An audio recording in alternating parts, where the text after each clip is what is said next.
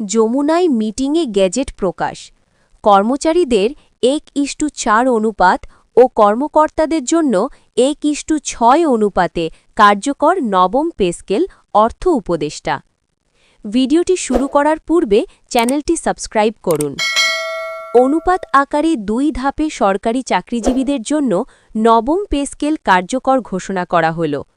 কর্মকর্তা ও কর্মচারীদের বেতন যাতে বৈষম্য মুক্ত থাকে সেই দিকগুলো বিবেচনায় নিয়ে সর্বনিম্ন ৩১,০০০ টাকা ও সর্বোচ্চ ১,২৮,০০০ টাকা বৃদ্ধির নতুন সিদ্ধান্ত গ্রহণ করা হয়েছে। পে কমিশনের একাধিক সূত্র গণমাধ্যমকে আজ এই বিষয়টি নিশ্চিত করেন। তারা বলেন, সরকারি চাকরিজীবীরা হচ্ছেন দেশের সম্পদ, তাই তাদের সকল ধরনের আর্থিক পাওনা মিটিয়ে দেওয়াই হবে আমাদের মূল লক্ষ্য।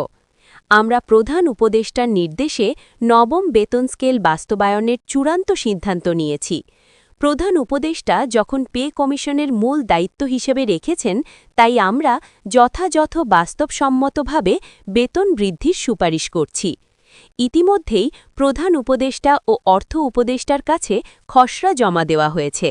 এখন শুধুমাত্র গেজেট প্রকাশ করে গ্রেড ভিত্তিক বেতন তালিকা জানিয়ে দেওয়ার অপেক্ষায় আছে সংশ্লিষ্ট কর্তৃপক্ষ।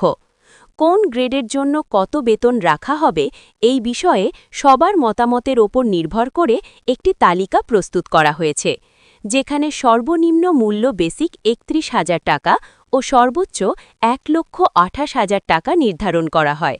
তবে কর্মচারীদের জন্য ৩১,০০০ টাকা বরাদ্দ থাকলেও তাদের মাঝে বৈষম্য নতুনভাবে গ্রাস করবে না। কেননা যেখানে অষ্টম বেতন স্কেলে সর্বনিম্ন বেসিক ৮,২৫০ টাকা ছিল, সেখানে এক ধাপেই ৩১,০০০ টাকা বৃদ্ধি করা হয়েছে। বরং এতে করে কর্মচারীরা আর্থিকভাবে লাভবান হবেন। যারা এখনও আমাদের চ্যানেলের নতুন সদস্য আছেন, তারা অবশ্যই চ্যানেলটি সাবস্ক্রাইব করুন। এছাড়াও কর্মচারী ফোরামের সদস্যরা আরও গুরুত্বপূর্ণ কিছু তথ্য উপস্থাপন করেন, যেগুলোর মধ্যে থাকবে বন্ধ করে দেওয়া সিলেকশন গ্রেড ও টাইম স্কেল। এই দুটি ভাতাসহ বিভিন্ন ভাতা সংযোজনের বিষয়টি নিয়ে পে কমিশন সরাসরি প্রত্যক্ষভাবে কাজ করছেন। পে কমিশন বলেন, আমরা এই বিষয়গুলোকে খসড়ায় সংযুক্ত করেছি এবং অভ্যন্তরীণভাবে অর্থ উপদেষ্টার কাছে খসড়া প্রেরণ করা হয়েছে। অর্থ উপদেষ্টা এই বিষয়গুলো পর্যালোচনা করে ইতিবাচক সাড়া দিয়েছেন। তাদের ভাষ্যমতে যে বাজেট সংশোধন করা হয়েছে, সেখান থেকেই বেতন ভাতা সহ সকল কিছু বাস্তবায়ন করা সম্ভব হবে। কেননা সংশোধনীয় বাজেটে ৭০,০০০ কোটি টাকা বরাদ্দ দেওয়া হয়েছে। এতে করে কর্মচারীরা বহু গুণে লাভবান হবেন। কর্মচারীদের বর্তমান আর্থিক অবস্থা খুবই দুর্বল, তাই তাদের অর্থনৈতিক অবস্থানকে শক্তিশালী করতে হলে সর্বনিম্ন ৩১,০০০ টাকার নিচে বেতন প্রদান করা সম্ভব নয়। অবশ্যই ৩১,০০০ টাকার কাছাকাছি অথবা এর ঊর্ধ্বে বেতন বৃদ্ধি করা হলে কর্মচারীরা স্বাচ্ছন্দ্যে জীবনযাপন করতে পারবেন। কর্মচারীরা দাবি তোলেন, সরকারি চাকরিজীবীদের বেতন বৃদ্ধি করা হলে আমরা অর্থনৈতিকভাবে স্বাবলম্বী হব ঠিকই, তবে সরকারের উচিত হবে গ্রেড সংখ্যা পরিবর্তন করে বেতন বৃদ্ধি করা। কেননা আমরা দেখছি ২০১৫ সালের অষ্টম বেতন স্কেলে আমাদের মাঝে যে ধরনের বৈষম্য তৈরি হয়েছে, তা যাতে আবার নতুনভাবে সৃষ্টি না হয়। এগুলো প্রধান উপদেষ্টা ও পে কমিশন যাতে ভালোভাবে পর্যালোচনায় বেতন বৃদ্ধি করে, এই বিষয়ে প্রত্যাশা থাকবে। তবে ইতিমধ্যেই সংশ্লিষ্ট কর্তৃপক্ষ নবম বেতন স্কেল বাস্তবায়ন করার জন্য নতুন একটি বৈঠকের ডাক দিয়েছেন, যেখানে সরকারি চাকরিজীবীদের বেতন বৃদ্ধির বিষয়গুলি নতুনভাবে উপস্থাপন করা হবে। প্লিজ আপনারা চ্যানেলটি সাবস্ক্রাইব করুন। পে কমিশনের একাধিক সূত্র নিশ্চিত করেছেন, আগামী ১০ জানুয়ারি একটি গেজেট প্রকাশ করা হবে।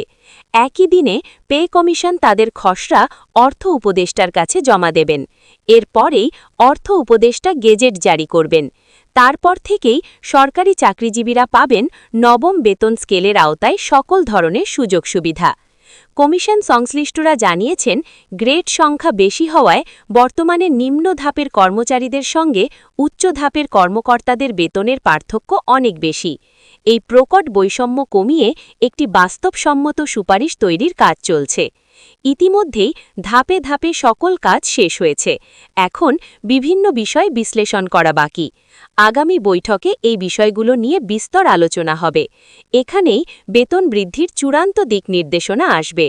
পে কমিশন ও অর্থ মন্ত্রণালয় বলেন, আমাদের সর্বশেষ বৈঠকে আমাদের সকল কিছু উপস্থাপন করা হবে।